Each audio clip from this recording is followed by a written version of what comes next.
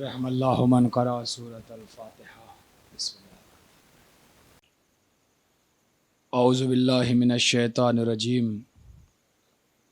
بسم اللہ الرحمن الرحیم۔ الحمد للہ الذی جعل الشمس ضیاء والقمر نورا، والصلاۃ والسلام علی من ارسلہ بالحق بشیرا ونذیرا، وعلی آلہ الذین اذھب عنہم الرجس وطہرہم تطہیرا۔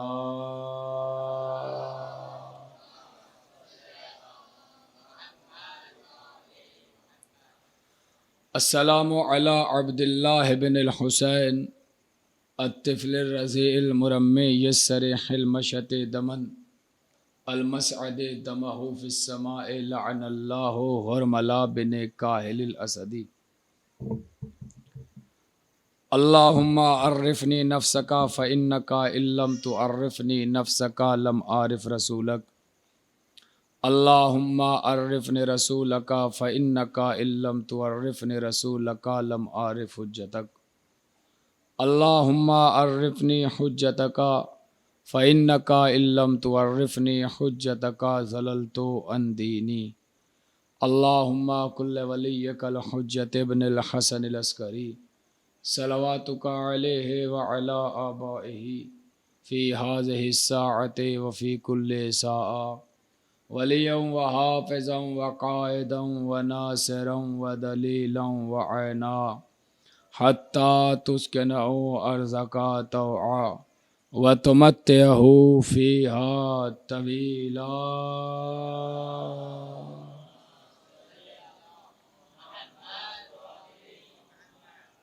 اما بعد فقط قال اللہ تعالی فی کتابہ الکریم بسم اللہ الرحمن الرحیم۔ لقد کرمنا بنی آدم وحملناہم فی البر والبحر ورزقناہم من الطیبات وفضلناہم علی کثیر ممن خلقنا تفضیلا۔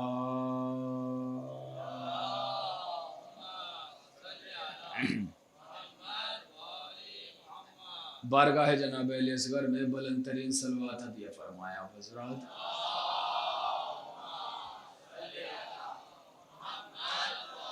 اذان گرامی محترم اور معزز سامعین کرام، تقریباً 5 سال کے وقفے کے بعد یا 5ویں سال پھر آپ کی بارگاہ میں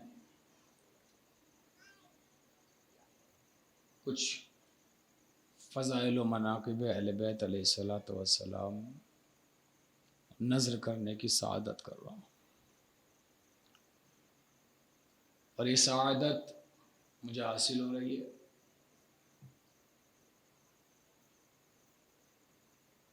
اور گروہ جناب علی اصغر اس علاقے کے کمسن عزاداران مظلوم کربلا ان مجالس کو برپا کر رہے ہیں۔ پروردگار ان کے حوصلوں کو سلامت رکھے، اور پہلی محرم سے آپ مستقل مجلسوں کو سماعت کر رہے ہوں گے۔ یہ بچوں کا مجلسوں میں شریک ہونا اور یہ بچوں کا مجلسیں کرنا، ایک جملہ کہوں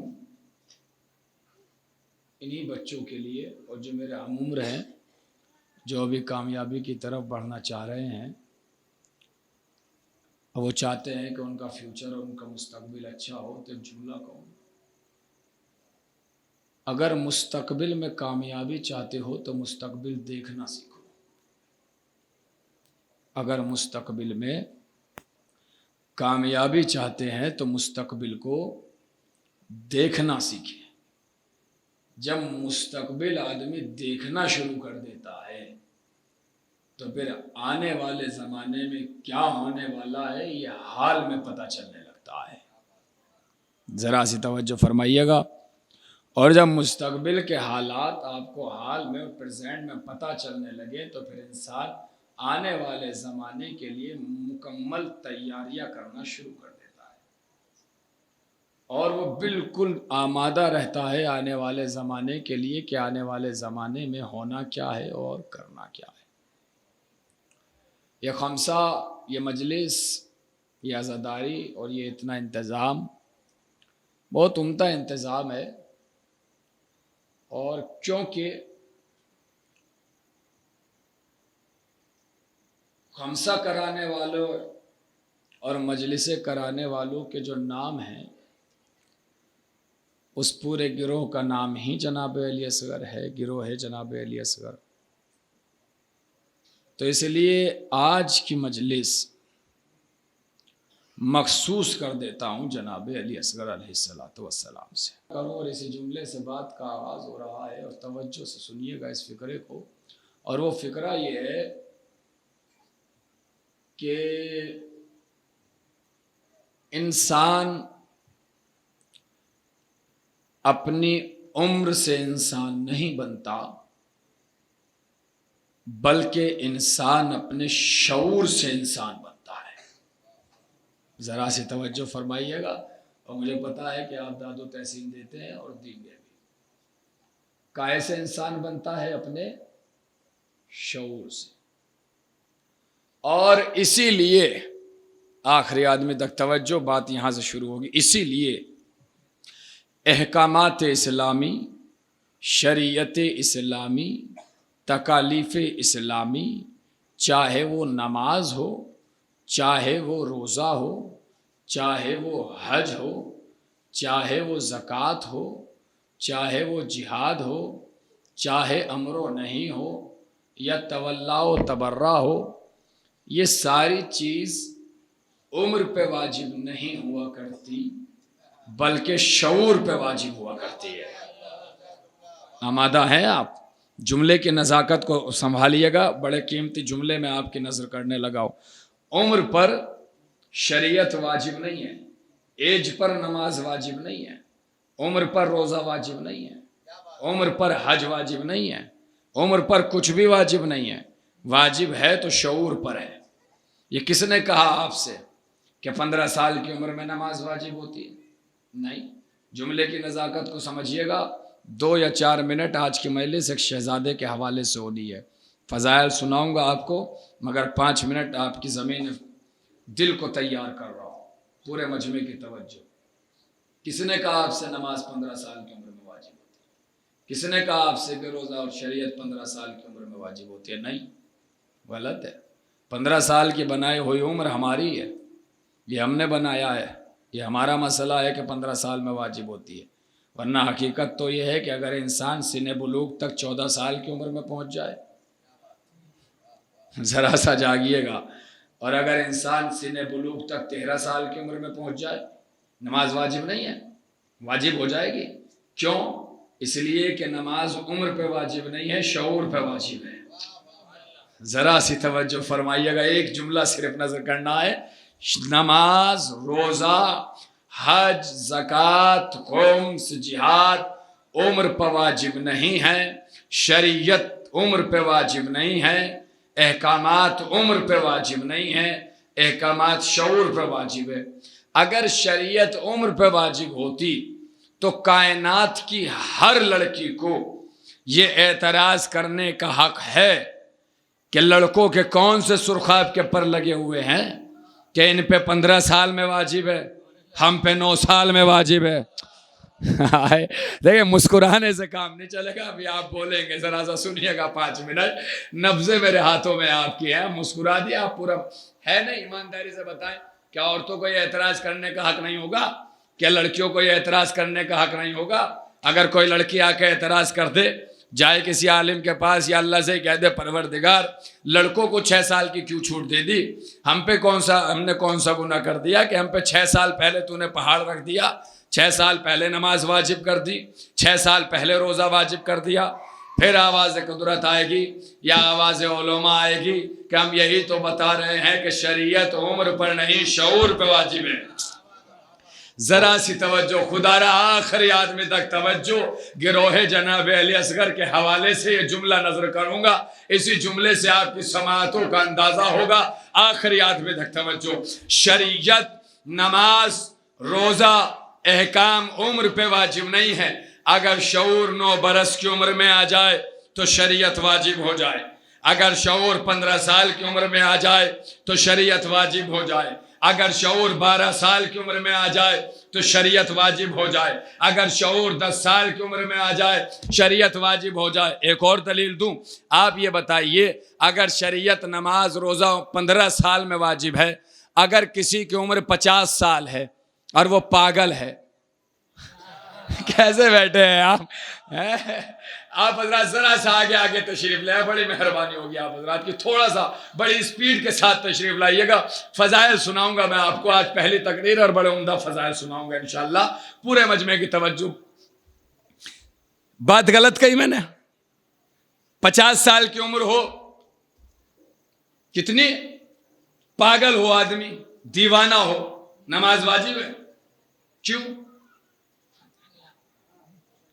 شعور نہیں ہے. کیوں واجب نہیں ہے؟ شعور نہیں. اگر جملہ رائے گا گیا تو مجھے احساس ہوگا. پہلی تقریر پہلا جملہ، شعور نہیں ہے. 50 سال کی عمر ہو گئی، 60 سال کی عمر ہو گئی، 70 برس کی عمر ہو گئی، اگر آدمی دیوانہ ہے، اگر آدمی پاگل ہے، اگر آدمی بے وقوف ہے تو ہو جائے 70 سال کا. 15 پہ واجب تھی، 70 کا ہو گیا. مگر شعور نہیں ہے تو شریعت واجب نہیں ہے. نماز واجب نہیں ہے، روزہ واجب نہیں ہے، تو شریعت کس پہ واجب ہے؟ شعور پر. آخری آدمی تک توجہ. سینوں میں دل، دل میں دھڑکن، دھڑکنوں میں علی ہو تو جملے کا استقبال کرنا، جملہ رائے گا نہ جائے. شریعت نماز روزہ حج زکات یہ عمر پر نہیں، شعور پہ واجب ہے. اگر عمر 70 برس بھی ہو اور شعور نہ ہو تو نماز واجب نہیں، شریعت واجب نہیں. اور اگر عمر 6 مہینے کی بھی ہو اور شعور ہو. ہاں، میں نے جملہ نظر سماعت کیا ہے. ایک صلوات پڑھیں بآواز بلند آپ حضرات.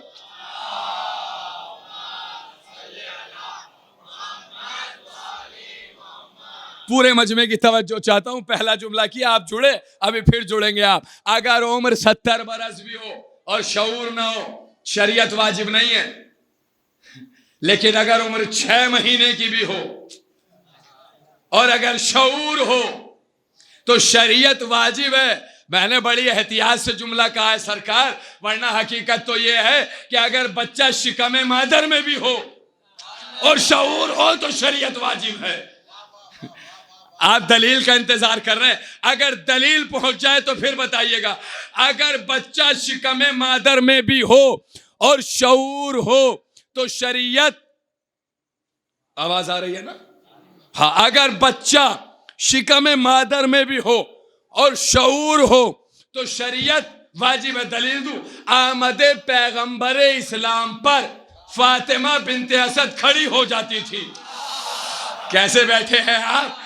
ہے یا نہیں؟ آمد محمد پر آخری آدمی تک فاطمہ بنت اسد مولا علی کی ماں کھڑی ہو جاتی تھی. جب لوگوں نے کہا شہزادی وہ تو بچہ ہے، ننھے سے بچے کے احترام میں آپ کیوں کھڑی ہو جاتی ہے؟ پلٹ کے کہا میں کھڑی نہیں ہوتی، یہ میرے شکم کا بچہ، مجھے کھڑا ہونے پر مجبور. ہائے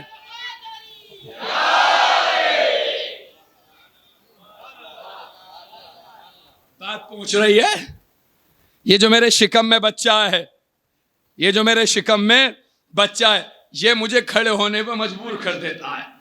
تو ابھی شکم میں ہے مگر شعور ہے. ہاں، شکم میں ہے، شعور ہے. اب جملہ کہوں، اگر ذہنوں سے اتر جائے تو الگ بات ہے، اگر پہنچ جائے تو دلوں کو جگائیے گا اور ہاتھوں کو بلند کیجیے گا. یہی تو اب دنیا سے کہتے ہیں، دنیا والوں ہمارا مقابلہ کوئی کیا کرے گا؟ تمہارے 70 برس کے بزرگوں کو بھی شعور نہیں ہے، ہمارے 6 مہینے والے کو شعور. ایک صلوات پڑھیں بآواز بلند آپ حضرات. نہیں ہے.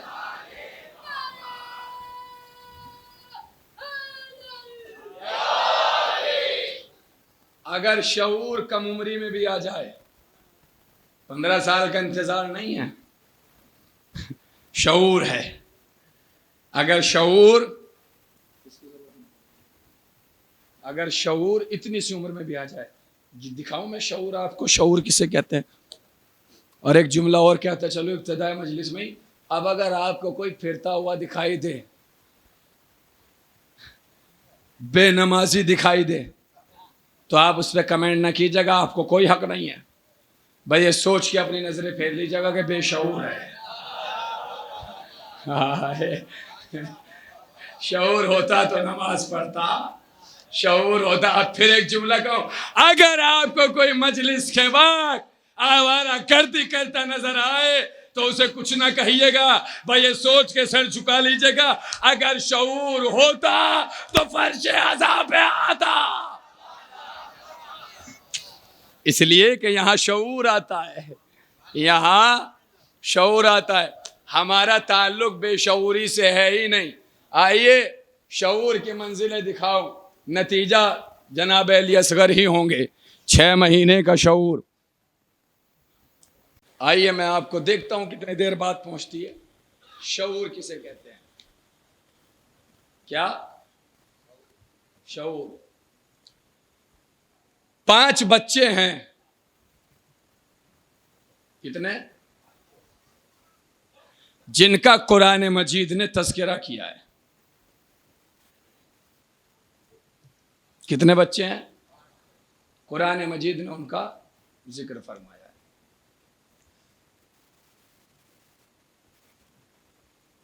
اور ان کے شعور کا ذکر فرمایا ہے۔ اب دیکھتے ہیں کہ اس وقت کتنے بچے پڑھے جا سکتے ہیں۔ پہلے ایک بچہ سنیں آپ، آخری آدمی تک بھرپور توجہ۔ ایک ننھا سا بچہ ہے، سورہ بروج کی تفسیر سے یہ واقعہ آپ کی نظر فرما رہا ہوں، توجہ۔ واقعہ کچھ اس طریقے سے رقم ہے کہ دور کسی زمانے میں بادشاہ کی حکومت تھی، اور حکومت اس کی جادو کے بل پہ قائم تھی، جادو کے بل پہ قائم تھی۔ جب تک جادوگر کا جادو ہے اس کی حکومت قائم ہے۔ جادوگر جب بڑھاپے میں جانے لگا تو اس نے بادشاہ سے کہا کہ بھائی میں دنیا سے جانے والا ہوں، کوئی نونہال بچہ میرے حوالے کر دو تاکہ میں اسے جادو سکھاؤں۔ اس لیے کہ جب تک جادوگر رہتا ہے تو جادو کا اثر رہتا ہے، اگر جادوگر چلے جائے تو جادو کا اثر ختم ہو جاتا ہے۔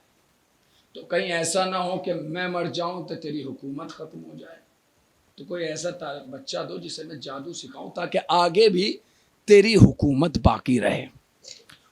اس نے ایک بچہ دیا، خرید کے ایک بچہ دیا، کہہ لیجیے اسے جادو سکھائیے۔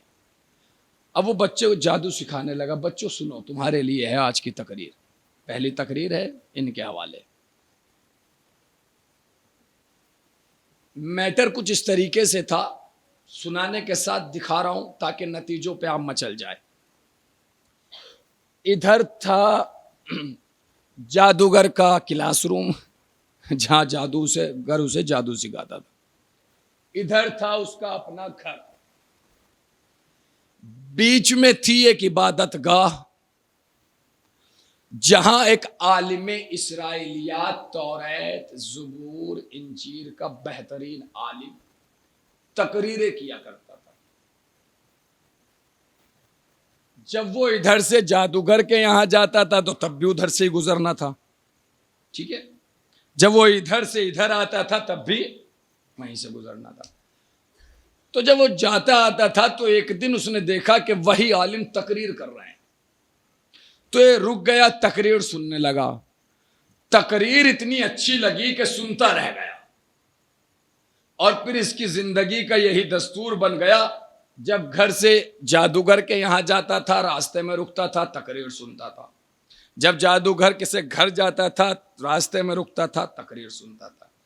ایک دن یہ آئی گیا اور آنے کے بعد عالم دین سے کہا، مقرر سے کہا، سرکار ایک بڑا مسئلہ ہے اور وہ یہ کہ مجھے آپ کی تقریریں بڑی پسند ہیں، مگر ہوتا یوں ہے کہ جب میں گھر سے ادھر جاتا ہوں تو آپ کے یہاں رکتا ہوں، دیر ہو جاتی ہے، جادوگر کے پاس جاتا ہوں تو جادوگر ڈانٹتا ہے، اور جب میں لوٹ کے واپس گھر جانے لگتا ہوں تو پھر آپ کی تقریر سنتا ہوں، پھر لیٹ ہو جاتا ہوں، گھر جاتا ہوں تو گھر والے ڈانٹتے ہیں۔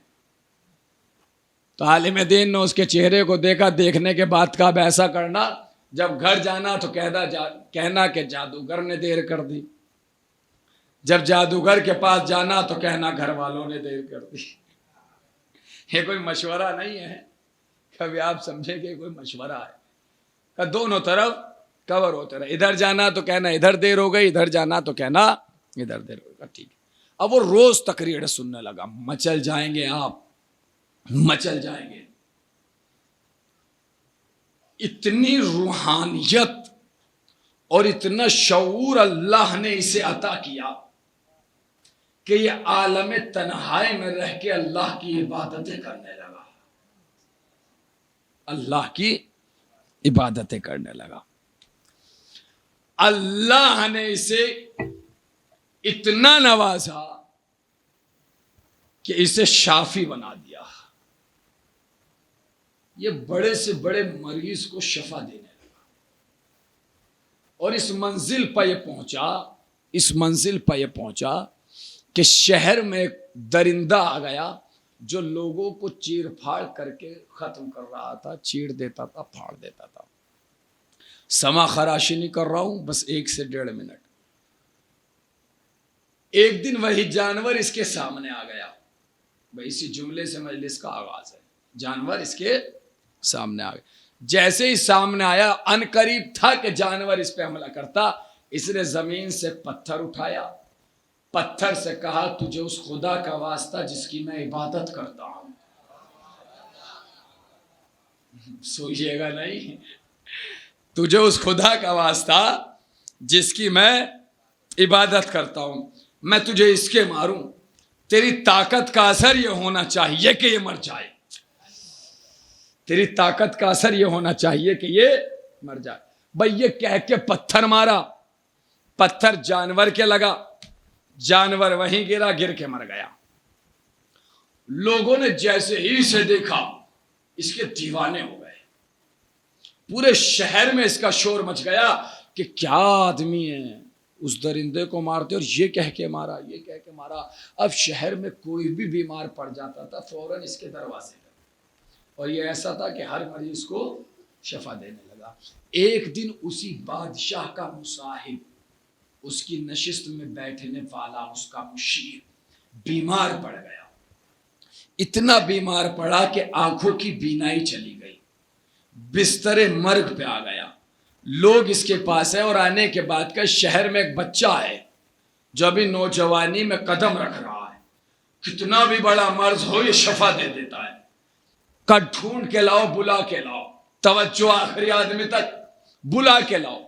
لوگوں نے ڈھونڈا، اس کے پاس پہنچے، اسے بلا کے لائے، دیکھا سامنے بستر پہ پڑا تھا، کہ سنا ہے کہ شفا دیتے ہو چاہے کیسا بھی مرض ہے۔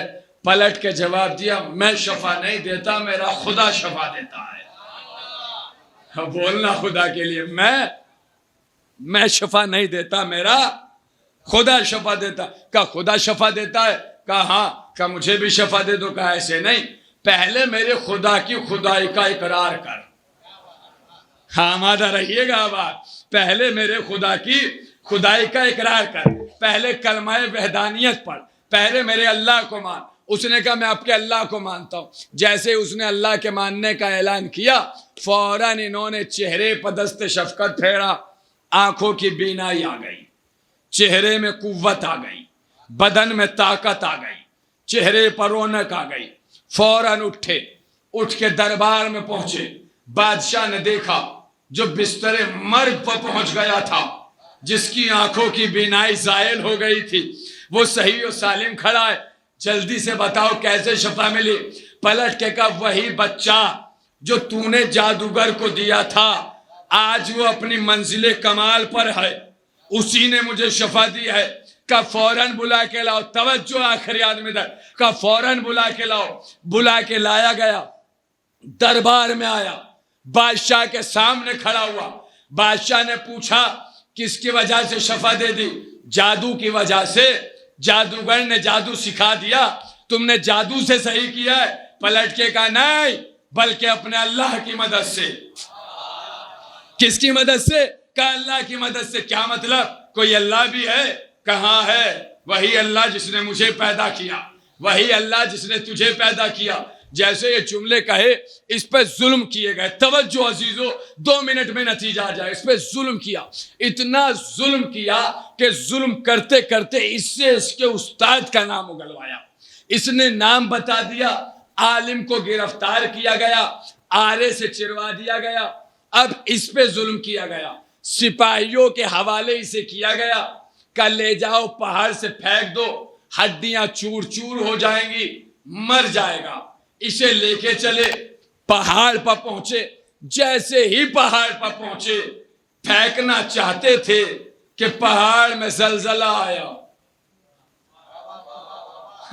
آباد رہا, پہاڑ ہلا, سارے سپاہی گر گئے, گر کے دب گئے, دب کے مر گئے.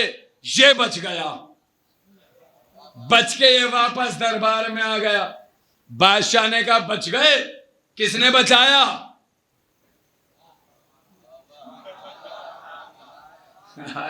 خدا آپ کو مسکراتا ہوا رکھے. سرکار پہلی تقریر ہے, ابھی تو زمین دل تیار ہو رہی ہے, ابھی دیکھے گا آپ کس معراج پر پہنچیں گے. کہا اس نے, میرے اللہ نے کہا اچھا ایسا. پھر فوراً سپاہیوں کے حوالے کیا, لے جاؤ کشتی میں بٹھاؤ, 20 سمندر میں لے جاؤ, لے جا کے ڈبو کے مارو. پھر ناؤ میں بٹھایا, پھر 20 سمندر میں لائے, پھر پانی میں پھینکنا چاہا کہ سمندر میں تلاطم آیا, کشتی ہلی, سارے سپاہی گر گئے, ڈوب کے مر گئے. یہ پھر بچ گیا. کو پتا چلے گا. توجہ, جیسے یہ دربار میں پہنچا, بادشاہ نے دیکھا پھر بچ گئے. کہ جی بچ گیا. کب مرو گے کیسے؟ کہ اگر تو مجھے مارنا چاہتا ہے تو جیسے میں کہتا ہوں ویسے مار. نہیں میرے سرکار سنیے گا, جیسے میں مارنا چاہتا ہوں ویسے مار. کہ جی کیسے مریں گے؟ کہ پورے شہر کو بلا, پورے شہر کو بلا, پورے شہر کو میدان میں جمع کر. مجھے ایک پیڑ سے لٹکا, کمان میں تیر جوڑ, پھر اس تیر سے کہہ تجھے اس خدا کا واسطہ جس کی یہ عبادت کرتا ہے اسے مار دے. ہاں سلامت رہے آپ. تجھے اس خدا کا واسطہ جس کی یہ عبادت کرتا ہے میں اسی کے مار رہا ہوں, اسے مار دے.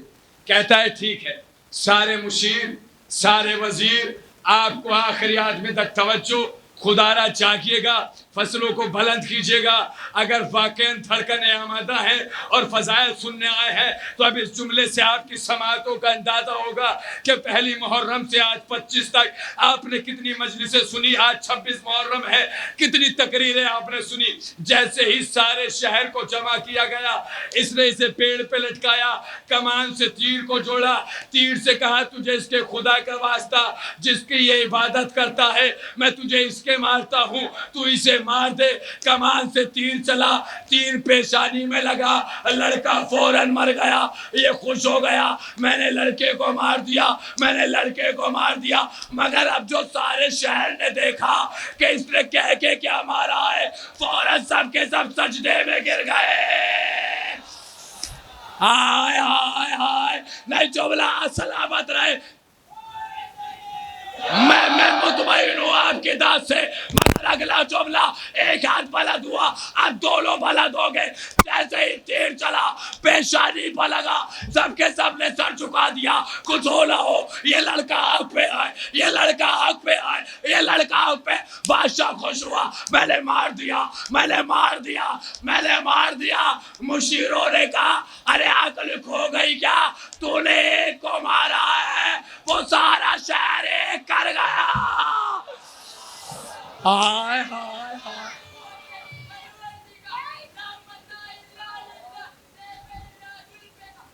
تم نے ایک کو مارا ہے.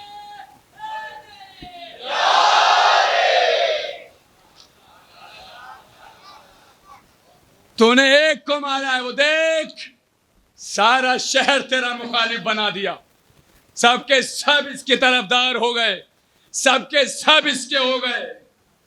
سب کے سب اس کے کلمہ گو ہو گئے. مرتے مرتے مرتے مرتے جملہ رہے گا نہ جائے. مرتے مرتے سارے شہر کو مسلمان کر گیا. مرتے مرتے سارے شہر کو مسلمان کر گیا. مرتے مرتے سارے شہر کو مسلمان کر گیا. اب سمجھ میں آیا کہ یہ موت کیسی ہے. اسے شہادت کہتے ہیں. شہادت اسے کہتے ہیں جو اپنے آپ کو تو قربان کر دے مگر اسلام کو بچا لے, مگر شریعت کو بچا لے. اب کوئی ہم سے یہ نہ پوچھے جب حسین کو پتا تھا کہ گلا کٹے گا تو کربلا کیوں گئے. ارے کربلا جا کے شریعت کو بچایا, اسلام کو بچایا, دین کو بچایا, محمد کو بچایا, اور اتنا بچایا کہ کربلا سے پہلے شریعت کا چہرہ بگڑ گیا تھا. حسین جیتے یا ہارے بتاؤ ایک جملے میں, جیتے یا ہارے. اگر اس وقت جب کھڑا کرنے لگ جاؤ تو پوری تقریر جملے میں سمجھ جائے. جیتے یا ہارے مجھے نہیں پتا, مگر اتنا پتا ہے کچھ زمانے پہلے, ایک عرصہ دراز پہلے, ہندوستان کی سرزمین پر ایک اجلاس ہوا جس کا عنوان تھا کربلا نہ ہوتی تو کیا ہوتا. کیا عنوان تھا؟ کربلا نہ ہوتی. رات بھر تقریریں ہوتی رہیں. تھوڑا سا وقت رہا اذان میں, بلایا گیا آیت اللہ علی نقی علامہ نقن صاحب کو کہ سرکار ایک جملے میں 5 منٹ ہے, اگر آپ کچھ بولنا چاہیں تو بول دیں اگر وقت سمیٹ سکے. کہ 5 منٹ تو بہت ہیں. ہائے وٹوا والو جاگیے گا, 4 سال بعد آیا ہوں, کچھ لے کے آیا ہوں آپ کے لیے. اپنی سماعتوں کو جگائیے. کیا کہا کہ 5 منٹ تو بہت ہے, میں آدھے منٹ میں بات مکمل کر دوں گا. کتنی دیر میں؟ آدھے منٹ میں. یہ ممبئی آئے, اسٹیج پہ مائک پہ کھڑے ہوئے. عنوان کیا تھا؟ کربلا نہ ہوتی تو کیا ہوتا. انہوں نے کہا کربلا نہ ہوتی تو جمعے کی نماز بدھ کو دے. کیسے بیٹھے اب جملہ کہو نہیں خدا را جاگیے گا, سلامت رہا. کب بدھ کو دی. اب حسین جیتے ہارے تو سنو, اگر ہارے تو پھر جمعے کی نماز بدھ کو پڑھ کے دکھاؤ. نہیں جملہ رہے گا جمعے کی نماز بدھ کو پڑھ کے دکھاؤ. اس کا مطلب یہ ہے کہ جب تک جمعے کی نماز جمعے کو ہوتی رہے گی حسین کی جیت کا اعلان. حسین مل کے لبیک یا حسین.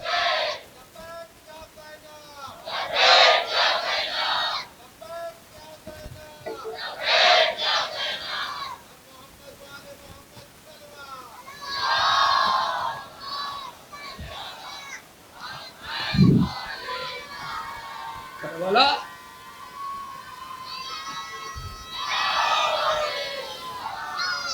کربلا ہم سے پوچھتے ہو کیا ہے کربلا؟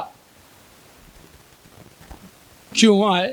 پتا تھا تو زہر کیوں پی لیا؟ پتا تھا تو کربلا میں کیوں چلے گئے؟ پتا تھا تو نماز پڑھانے کیوں چلے؟ اس لیے چلے گئے تاکہ ہم بچ جائیں, تاکہ اسلام کی بگڑی ہوئی تصویر پھر بارے دیگر خوبصورت ہو جائے. بارے دیگر خوبصورت ہو جائے. پھر پورے مجمع کی توجہ. داد اپنے حصے کی لے چکا, پھر آپ سب داد دیں گے. ابھی واقعہ مکمل کہاں ہوا ہے؟ ابھی شعور والا بچہ آیا کہاں ہے واقعے میں؟ ابھی شعور والا بچہ آیا کہاں ہے؟ یہ بچہ کو اٹھائے تو عالم جوانی میں قدم رکھ رہا تھا, مر گیا. سارے شہر کو آخری آدمی تک پھر توجہ مسلمان کر گیا. اس نے کہا اچھا سارے اس کے طرفدار ہو گئے. جس نے اس کی طرفداری کی ہے سب کو اکٹھا، خندق کھدوائی، آگ جلائی، شعلے بھڑکائے، کلے جاؤ جو اس کا طرفدار ہے اسے آگ میں ڈالو، آخری آدمی تک جو اس کا طرفدار ہے اسے آگ میں ڈالو. یہی جملے لکھے ہیں. اعتبار نہ ہو تفسیر اٹھا لائیے گا، میں آپ کو دکھاؤں گا سورہ بروج کی تفسیر میں کہ چاہنے والے جس نے اس بچے کی طرفداری کی تھی انہیں یہاں سے پکڑ کے لے جا رہے تھے نا آگ میں ڈالنے کو، تو لوگ اپنے ہاتھوں کو چھڑا لیتے تھے، چھڑا کے کہتے تھے تمہاری ضرورت نہیں ہے. نوجوانوں میری سانسوں سے سانسیں ملانا ہے، تمہاری ضرورت نہیں، تم یہی تو چاہتے ہو آگ میں کود جائیں، ہم آگ میں کود جائیں گے. یہ رے بندے ہاتھ پورے مجمع کو دائرے عصمت میں محدود کر کے جملہ کہہ رہا ہوں. اگر یہ یقین ہو کہ واقعاً آپ اس مقصد کے لیے پیدا ہوئے ہیں تو پھر آوازیں بلند ہوں گی. ایسے حقلائیوں کو چھڑا لیتے تھے کہ آپ کی ضرورت. ایسے میں تاریخ نے دیکھا کہ ایک ماں کو کھینچ کے لے جا رہے ہیں اور ماں کی آغوش میں ایک ننھا سا بچہ ہے. شعور پہ آ گیا ہوں، توجہ، ماں کی آغوش میں ایک ننھا سا بچہ ہے. اچھا ماں یہ چاہتی ہے کہ میں مرتی ہوں تو مر جاؤں میرا بچہ بچہ ہے، میں مرتی ہوں تو مر جاؤں میرا بچہ بچہ ہے. شعور کے حوالے سے جملہ ہے میں مرتی ہوں تو مر جاؤں میرا بچہ بچہ ہے. ابھی آ کے قریب پہنچی تھی، ماں بچے کو بچانا چاہتی تھی کہ ایک مرتبہ گود کا بچہ بولا اماں اگر ہم حق پہ ہیں تو بھی ڈرنے کی ضرورت کیا ہے، تو بھی کود جا، میں بھی کود جاتا ہوں. بھی کود جا، میں بھی کود جاتا ہوں. یہ شعور ہے جسے اللہ چاہے بچپنے میں نواز دے، جسے اللہ چاہے بچپنے میں نواز دے. اماں کائے کا ڈر، آپ بھی کود جائے. بات اگر حق پہ ہو تو آگ پہ چلنے سے ڈرتے نہیں ہیں. بات اگر حق پہ ہو تو تلواریں گردنوں پہ رکھوانے کے بعد بھی ہم ڈرتے نہیں ہیں. بات اگر حق پہ ہو تو سینوں پہ پرچیاں کھانے کے بعد بھی ہم ڈرتے نہیں ہیں. ورنہ بتاؤ وٹوا والوں، اس خمسے میں نہیں کبھی اور حیات رہی اور پھر کبھی آیا سال دو سال جب بھی آپ نے بلایا تو آپ کو آپ کی تاریخ سناؤں گا. تاریخ تشیع پڑھنے کے لیے سناٹا چاہیے اور بالکل ایک عجیب و غریب کتابت ہے اس موضوع پہ جو میری تیاری ہے. مگر میں پھر بھی جملہ ایک نظر کرتا چلوں آپ کو اور تھوڑا سا منزل و عروج پر لے جانے کے لیے. آپ اگر اپنی تاریخ پڑھو گے نا، آپ اگر اپنی تاریخ پڑھو گے تو آپ کو پتہ چلے گا جتنی خون آلود تاریخ آپ کی ہے کسی کی نہیں ہے.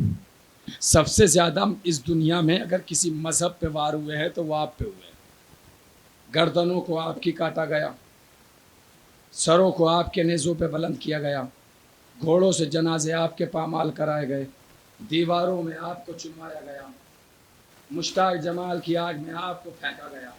مگر 1400 سال ہو گئے، مارنے والے مرتے چلے گئے. ہائے سلامت رہے آپ، مارنے والے مرتے چلے گئے اور یہ بیچارے مرنے والے ابھرتے چلے گئے.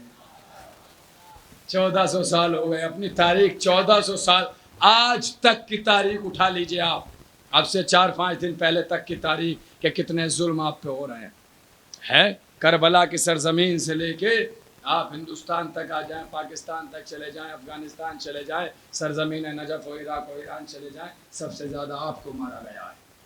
جملہ رائے گا نہ جائے، پھر کلیجے کی طاقت سے جملہ آپ کی ہتھیلیوں پہ رکھوں گا، پھر آپ جڑیں گے اور دیکھنا یہ ہے کہ پھر آپ کے نعروں کی آوازیں کتنی بلند ہوتی ہے. 1400 سال ہو گئے، دنیا ہمیں مارنا چاہتی ہے، ہمیں آگ میں ڈالا گیا، ہمیں دیواروں میں چنوایا گیا، ہمارے سروں کو نیزوں پہ بلند کیا گیا، ہمارے سینوں میں برچیاں ماری گئی، ہمیں گھوڑوں سے پامال کرایا گیا، ہمارے خون سے گارے کو بنایا گیا، ہمارے خون سے دیواروں کو تیار کیا گیا. مگر خدا گواہ ہے، تاریخ گواہ گواہ ہے. تمام مورخوں نے لکھا کہ دنیا ہمیں مارتی چلی گئی مگر مارنے والے مٹتے چلے گئے. مگر 1400 سال ہو گئے, یہ قوم اپنے عروج پہ ہے, یہ قوم اپنے کمال پہ ہے, یہ قوم اپنی بلندی پہ ہے, یہ قوم اپنے مقصد کی طرف جا رہی ہے. ارے دنیا ہم پر ظلم کرتی ہے, 1400 سال سے کر رہی ہے, مارتے مارتے تک گئے, ہم مٹتے نہیں ہیں. ہم سے آگے ایک بار پوچھ لو نا, تمہیں مارتے مارتے تک گئے تو مٹتے کیوں نہیں؟ ارے نسلیں تباہ ہو جائے گی, کوئی ہمیں مٹا نہیں سکتا. ہماری قوم کے زندہ رہنے کی بس ایک دلیل بہت ہے کہ دنیا کا امام تھا, ہمارا امام ہے. ہائے, دنیا کا امام تھا.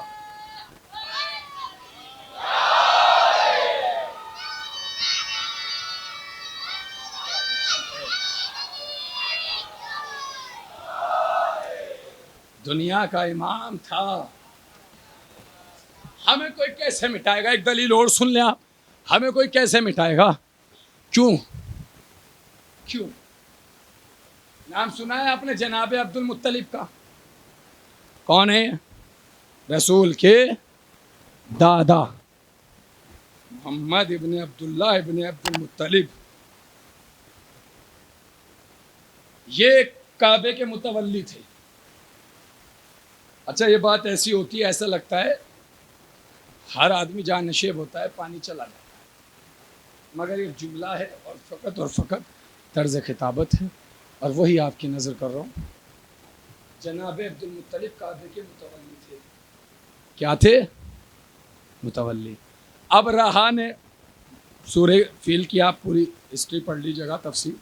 اب رہا کہ لشکر نے کعبے پہ حملہ کیا نا, نوجوانوں جب کعبے پہ حملہ کیا تو لشکر والوں نے جناب عبد المطلب کی اونٹوں پہ قبضہ کر لیا, اور قبضہ کر کے اونٹوں کو لے گئے.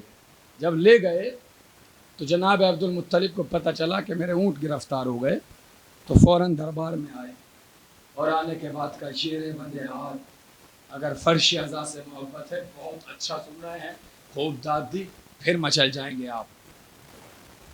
دربار میں آنے کے بعد کہا میرے اونٹ دیجئے. بادشاہ نے کہا یار میں نے سمجھا تھا کعبے کے لیے آؤ, میں نے سمجھا تھا کعبے کے لیے آئے ہو, تم اونٹ کے لیے آ رہے ہو. جناب عبد المطلب نے پلٹ کے کہا میں اونٹوں کا مالک ہوں.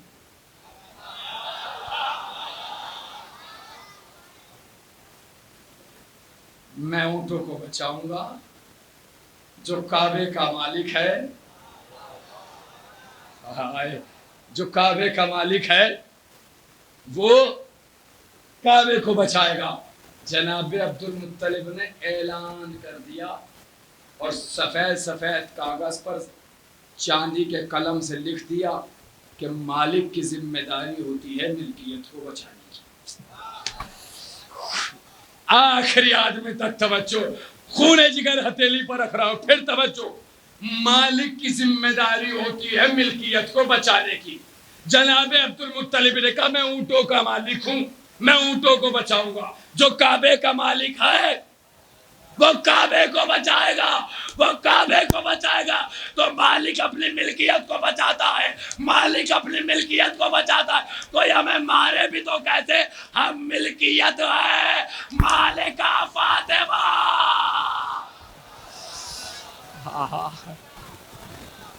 ہم ملکیت ہے مالکہ. دو ہی تو تمنائیں ہیں میری شہزادی کی, ایک علمدار ایک عزادار. ہے یا نہیں؟ اچھا یہ جذباتی جملہ ہے, لازم و ملزوم ہے, مگر جملے کی نزاکت کو سمجھے گا. دو ہی تو آرزویں ہیں, ایک علمدار ایک عزادار, اور دونوں یہ اتنے لازم و ملزوم ہے. کہنے کا مطلب یہ ہے کہ علمدار اور عزادار ایک ہی محور سے جڑے ہیں, ایک ہی مقصد سے جڑے ہیں. اگر کسی نے علمدار کی طرف کو جانے کی کوشش کی تو عزادار سینہ سپر ہے. نہیں ہیں آپ سامنے ڈٹ نہیں جائیں گے, اگر کوئی اس کی طرف کو آئے نہیں کھڑے ہوں گے. آپ آپس میں چاہے لڑ لیں, مگر بات اگر اس کی آ جائے اگر کوئی میرے بات سے متفق نہیں ہے تو خاموش رہنے کا حق ہے، اور اگر حقیقت ہے تو بولیے گا. آپس میں لڑ لے جھگڑ لے وہ سارے اپنے میٹر ہیں، وہ ہمارے گھر کے مسئلہ، مگر اگر بات علم کیا جائے، بات علمدار کیا جائے تو یہ قوم اکٹھی ہو کر سامنے کھڑی ہو جاتی ہے. ہمارے ہوتے ہوئے علمدار کی طرف کوئی کیسے آ جائے گا، علم کی طرف کیسے آ جائے گا؟ یاد رکھو دنیا والوں، علم کی طرف آؤ گے تو عزاداروں سے پھرنا ہوگا، عزاداروں کی طرف آؤ گے تو علمدار.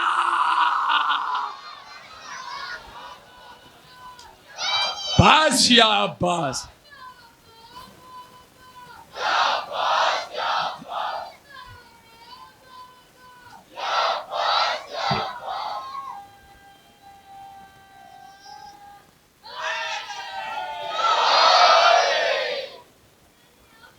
دیکھ رہے آپ نزاکت دوری تو ہے.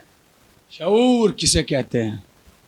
سن لیا آپ نے؟ ایک بچہ آئے وقت رفتار سے اپنی منزل کی طرف جا رہا ہے، مگر پھر بھی سنا کے جا رہا ہوں ورنہ روک دیتا اس منزل پر. کل اس جملے کے بعد کل کی بات شروع ہوگی، مگر بڑا پیارا فکرہ ہے، پھر نظر کر رہا ہوں. فرعون کی بیٹی تھی، اس کی ایک مشاطہ تھی جسے آپ غالباً بیوٹیشن کہتے ہیں، میک اپ سیک اپ بال بنانے والی.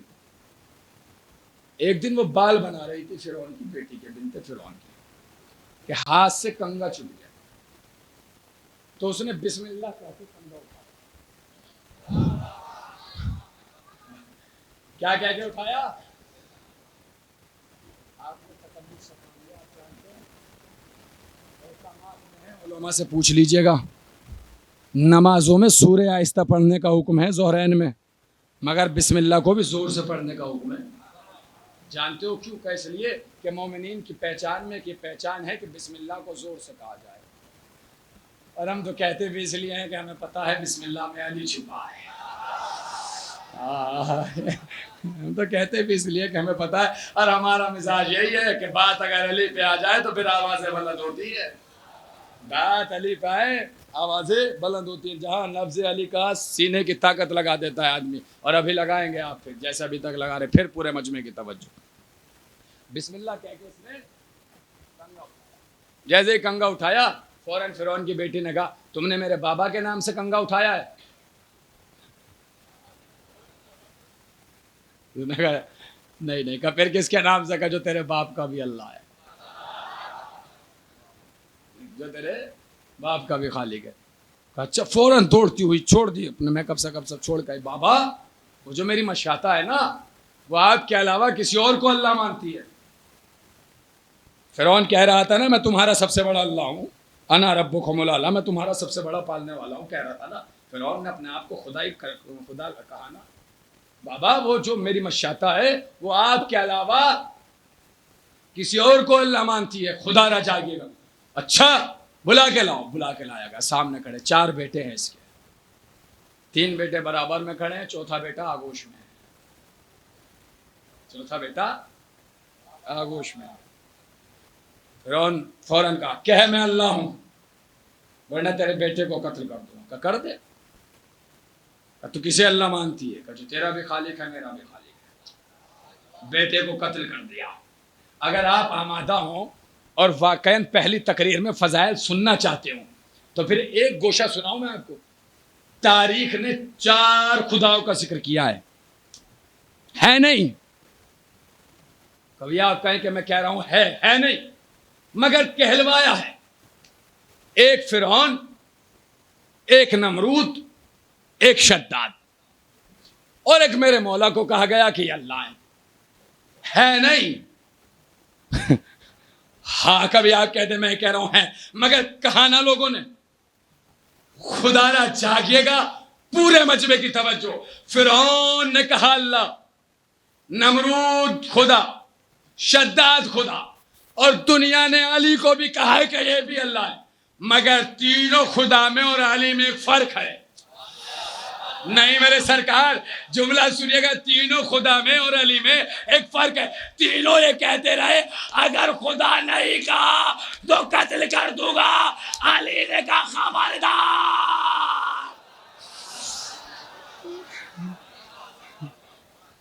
اگر خدا کہا تو قتل کر دوں گا،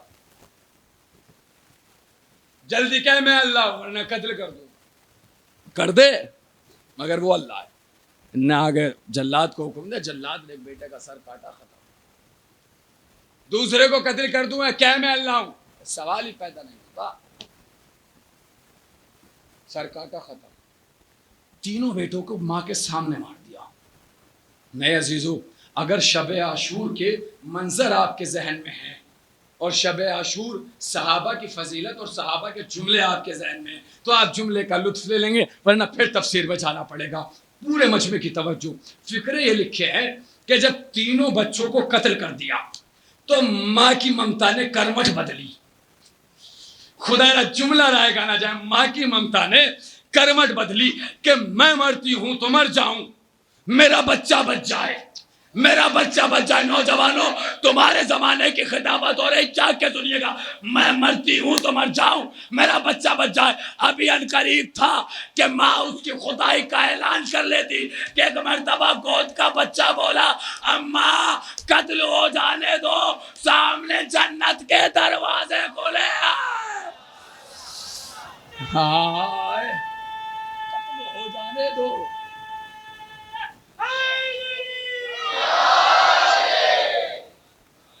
قتل ہو جانے دو، سامنے جنت کے دروازے کھلے. اب سمجھ میں شب عاشور، ہر صحابی صبح عاشور، ہر چاہنے والا، ہر بچہ، ہر بڑا، ہر چھوٹا، ہر بزرگ آگے بڑھ بڑھ کر شہادت کی اجازت کیوں مانگ رہا تھا؟ اس لیے کہ حسین نے شب عاشور چراغ بجھا کر جنت کی زیارت کرا دی تھی. اب ہر چاہنے والا یہی چاہتا تھا سب سے پہلے میں چلا جاؤں، سب سے پہلے میں چلا جاؤں. مگر معرفت کا گوشہ یہ ہے کہ معرفت کے ساتھ آؤ، چاہے آخر میں بھی آؤ گے تو سب سے پہلے جنت لے جاؤ گے. اگر یقین نہ آئے تو روزے عاشورہ دیکھ لو، اور سب سے آخر میں آیا.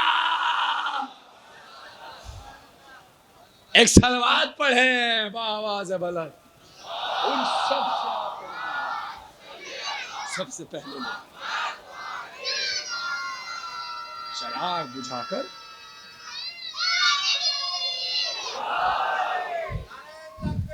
اللہ.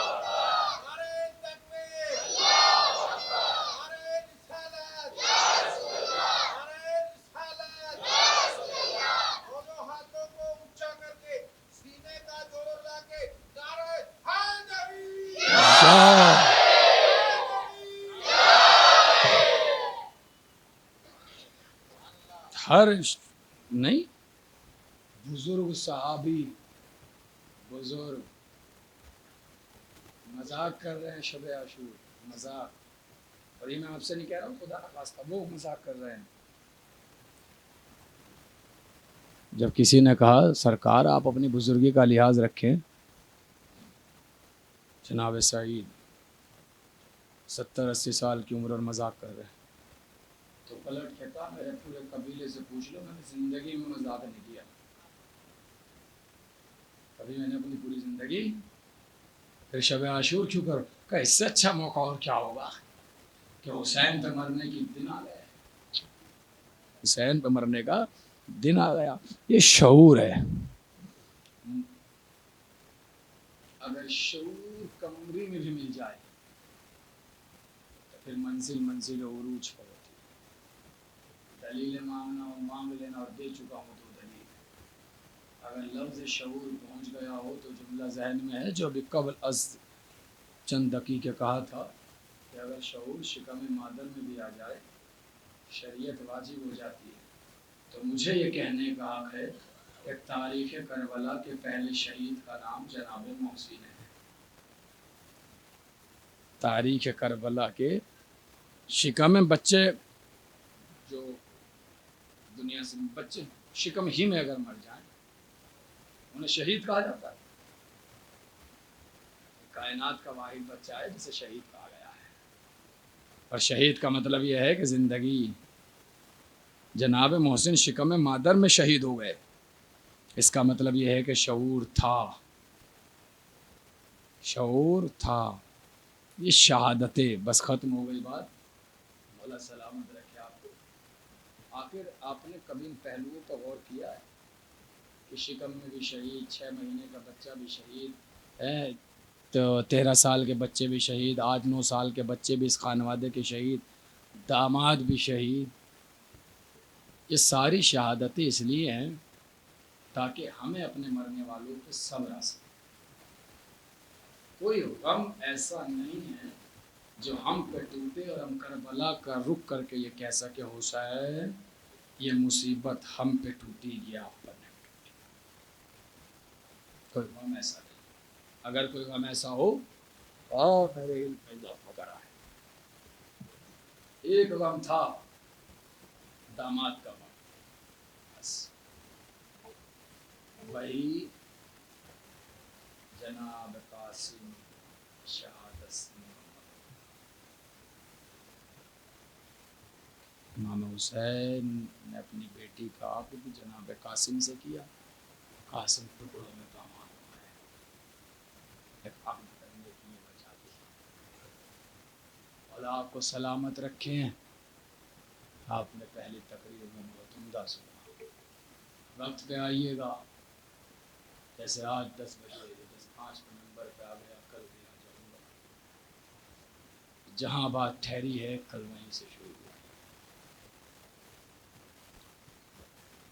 اجڑ گیا فاطمہ کا گھر،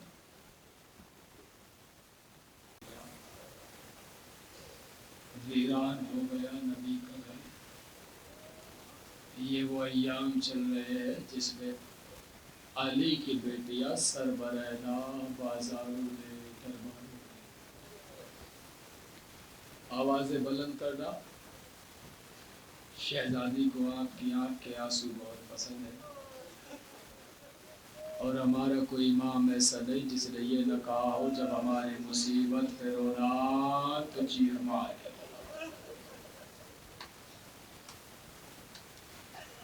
اجرکم علی الزہرا، خدا کو کوئی غم نہ دے سوائے غم مظلوم کربلا. چور پڑھنا تھا مگر یہی جملے سنو. کل کا جو دن گزرا ہے وہ امام کی شہادت ہے. محترم سامعین، ہر مقتول کے قتل کی جگہ پتہ ہو. آپ نے زیارتیں کی ہوں، جنہوں نے نہیں کی خدا انہیں جلد از جلد زیارتوں کو بلائے. قتل گاہیں بنی ہوئی ہیں، الگ الگ روزے، چھوٹے چھوٹے مزار بنے ہوئے ہیں. وہاں تعارف کرانے والا تعارف کراتا ہے نا. یہ وہ جگہ ہے جہاں علی اکبر کے کلیجے میں بچے ہیں. یہ وہ جگہ ہے جہاں علی اصغر کے گلے پر تیر تھا. یہ وہ جگہ ہے جہاں عباس کا دانا بازو ہے. یہ وہ جگہ ہے جہاں عباس کا بایاں بازو ہے. یہ وہ جگہ ہے جہاں حسین کے گلے پر خنجر چڑھا. یہ وہ جگہ ہے جہاں بیمار کا بستر ہے. سب کے قتل کی جگہ پتہ ہے، کیونکہ قتل سب ایک ہی جگہ ہوئے ہیں. کیا کہوں میں اپنے بیمار کربلا کے لیے کہ جو ایک بار قتل نہیں ہوا بلکہ ہر موڑ قتل. کبھی بازاروں میں قتل ہوئے، کبھی درباروں میں قتل ہوئے. یہ عالم غربت ہے میرے مولا کا کہ میرے مولا نے فرمایا کہ 4 مصیبتیں ہم پہ ایسی ٹوٹی کہ اگر میں مصائب ایسے ہی پڑھوں گا، کیونکہ ایک ہی جملہ میں مصائب میں کہتا ہوں، پورے ایسے ہی پڑھتا چلے جاتا ہوں تاکہ آپ سن کے سمجھ کے روتے رہیں. کلیجہ ہل جاتا ہے اس روایت پہ. جہاں پڑھی ہے شہزادی گواہ ہے کہ اس کے بعد مصائب 1-2 جملے ہی پڑھے گئے ہیں جو آپ کو سنا رہا ہوں. میرے چوتھے امام نے فرمایا ہے کہ 4 مصیبتیں ہم پہ ایسی ٹوٹی، اگر میں امام نہ ہوتا تو میں مر گیا ہوتا. پہلی مصیبت سنیں گے. پہلی مصیبت کا ایک ہی مصیبت پڑھنے والا کا 11 محرم الحرام، جب ظالم نے اعلان کیا کہ نبی زادیوں کے ہاتھوں میں رسیاں بندھیں گی. علی کی بیٹی کے ہاتھوں میں رسیاں بندھیں گی تو جناب زینب نے امام سجاد سے کہا بیٹا اس سے کہہ دو ہم سیدانیاں ہیں، ہم نبی زادیاں ہیں، کوئی ہمیں غیر ہاتھ نہیں لگا سکتا، کوئی ہمیں غیر ہاتھ نہیں. یہ یہی تو چاہتا ہے نا کہ ہاتھوں میں رسن بندھے. اس سے رسیاں لے لو، ہم خود باندھ لیں گے۔ امام نے کہا ہے اگر امام نہ ہوتا تو مر گیا ہوتا۔ امام نے ایک مرتبہ شمر سے کہا کہ کوئی ہمیں ہاتھ نہیں لگا سکتا، تو یہی تو چاہتا ہے نا کہ ماں بہنوں کے ہاتھ میں رسیاں بندھے لا، رسیاں دے دے۔ امام نے رسیوں کو لیا۔ امام کہتے ہیں میری پھوپھیوں نے ہاتھوں کو پس گردن کیا، میں نے اپنے ہاتھوں سے ہاتھوں میں رسیاں باندھی۔ اگر میں امام نہ ہوتا تو میں رسیاں باندھتے باندھتے مر گیا ہوتا۔ اجرکم علی الزہرا اجرکم۔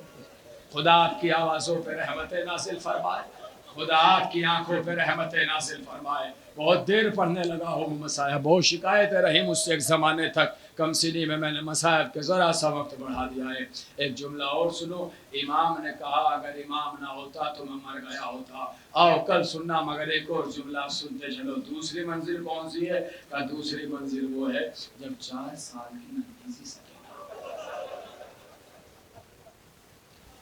صبر کرنا، میری طرف دیکھنا، 1 منٹ کے لیے، 1 لمحے کے لیے مجھے دیکھو، 1 لمحے کے لیے مجھے دیکھو۔ اس جگہ سے لے کر یا زمین سے لے کر 4 سال کی بچی کا وجود بس اتنا ہوتا ہے، اس سے زیادہ وجود نہیں ہے۔ 4 سال یقین نہ ہے، گھر جا کے اور جو مکمل خاتون ہوتی ہے اس کا وجود اس 4 سال کی بچی سے کم 2 گنا ہوتا ہے۔